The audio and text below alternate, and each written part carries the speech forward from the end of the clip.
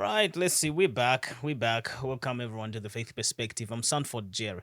And so just thought of dropping a late night Father's Day message. Happy Father's Day to all the fathers around the world, the responsible ones particularly, and the godly ones.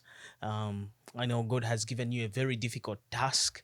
I have been a father for 4 years now, and I know what it's like to be a father, trust me. And I know that we need a lot of prayer, a lot of support from the Lord, even as we undertake this great task that He has given unto us. And so I was just thinking about it, even as we were approaching Father's Day, that one of the things that I've seen lacking, especially in the compounds where I live and where some of you listening to me live, is that there's this uh, pandemic, I should call it, of absent fathers.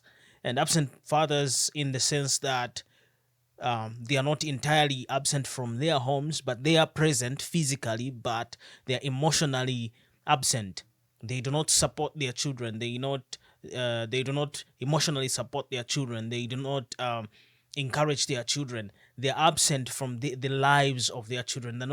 They are not. What would I say? They are not involved in the life of their children. And so we see a situation where a lot of young men in the compounds now are growing up without role models, without good role models. They are growing up without having a correct idea of what it means to be a man, to be a responsible man. And so they are left to the world, to be taught by the world. And so what happens now is that the world has infused all these bad ideas in them, so much so that some of them even think that being a man is actually only exercise of brute strength. Um, Being a man is being having the ability to coerce so many women. Being a man is testing all manner of drugs, and we wonder why we have reached a point where we have all these young men and even young women in some cases who we call junkies. They are all over the streets. They are young boys from the ages of 15 going up, doing drugs, alcohol, weed, and all those. And you wonder, how did they come up to this point?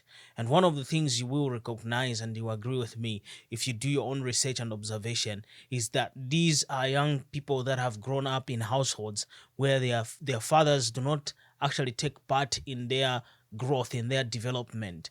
A father leaves early in the morning in some cases, only shows up late at night. Of course, they need to provide for their families, but they rarely have time to be involved in the child's life, and so the child is left to grow up on their own. I recently met a young grade 11 pupil. Asked him a question: "What do you want to do when you are done with school?" And he had no clue whatsoever. It's like, how about careers? Has anybody been guiding you in terms of which careers you can choose? And he says, no, there's nobody to guide him, but he has a father. He has older siblings. And so we see that some of these roles are supposed to be played by fathers, and yet fathers are absent from the lives of their children. You Another issue that you will see is that this trend of absent fathers is creating a ripple effect. You have a child that has grown up in an environment where the father was absent, either physically or emotionally or in many other ways. And so this young man goes and has a child, most likely out of wedlock, because he doesn't know how to be responsible. And he also becomes an absent father. And that creates sort of a ripple effect where it just goes and on and on and on and on. That child will also have a son and become an absent. The son will become an absent father, will not be involved in the development. And at the end of the day, we're going to create a society of men who are bitter, men who are unfulfilled, men who don't know what it looks like actually to be a man. In actual sense, we are going to have overgrown children. They'll still be children because they can't make decisions on their own. They can't be responsible on their own.